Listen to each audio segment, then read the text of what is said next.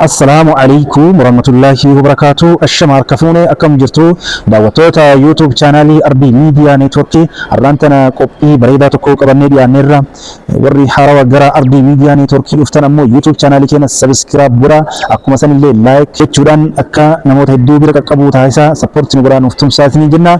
Har'aan ammoo qabadhee dhiyaadhee jiru seenaa dubara jabduu takka isiniif qabannee dhiyaannee jirra, nu duukaa bu'aa. Ilaalcha daba dubartoota musliimaa waliin wal qabatee jiru dogongora ta'uu isaa mirkaneessuu danda'eera. Bursii jedhamti lammii biyya Turkii yoo taatu qorattuu saayinsii hawaati. Bursiin qorannoo isiitiin galaaksii haaraa kan argatte yoo ta'u, argannoo isii kana maqaa isiitiin bursii galaaksii jechuun moggaafatte. Turkii magaalaa Istaanbulitti kan dhalatte Bursiin bara 2009tti Yuunivarsiitii Ankaaraa irraa fiiziksiidhaan digirii isii jalqabaa fudhatte. Barnoota dabalataatiif gara Ameerikaa deemuun bara 2012 Yuunivarsiitii Teeksaas irraa maasterisii isii ga'umsa olaanaadhaan xumuruun caalatti milkaa'ina kaayyoo isiitiif gara Minisootaa imaluun qabxii boonsaadhaan digirii doktorummaa isii goolabdeetti.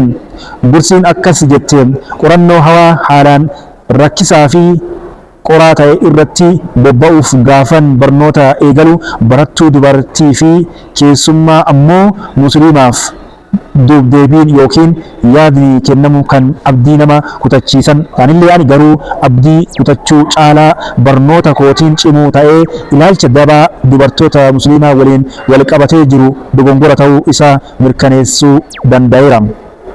Profeesarri Yuunivarsiitii biyya Turkii Ankaaraa keessatti barsiisu tokko fedhii ani fiiziksiif qorannoo hawaa fi qabuuf hamilee na buusuuf dhama'eera.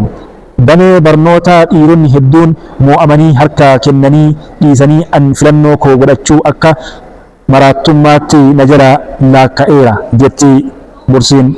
Itti dabaluun dhumaatti oduu sadarkaa ani amma irra ga'eef bursii gaalaaksii qorannoon ani argadhe yommuu dhaga'u miirri akkamii akka isatti dhagahamu tilmaamuun na hin dhibu jetti Bursiin.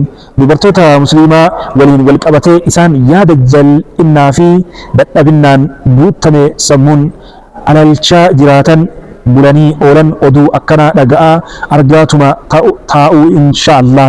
Maddi keenya toora peejii Ammaar Tamaam irraa kan arganne qophiin keenya kardhaaf qopheeffanne waa'ee seenaa dubartii jabduu Bursii jedhamtuu dhalattuu Turkii kan taate irra kan qindeeffanne kanuma hanga qophii seenaa akkana wal fakkaatuu fi kana barsiisu kan hamilee dubartoota keenyaa fi dargaggoota keenyatti horanii fi barnoota guddaa irraa argatan hanga qabannee walitti deemnutti nagatti.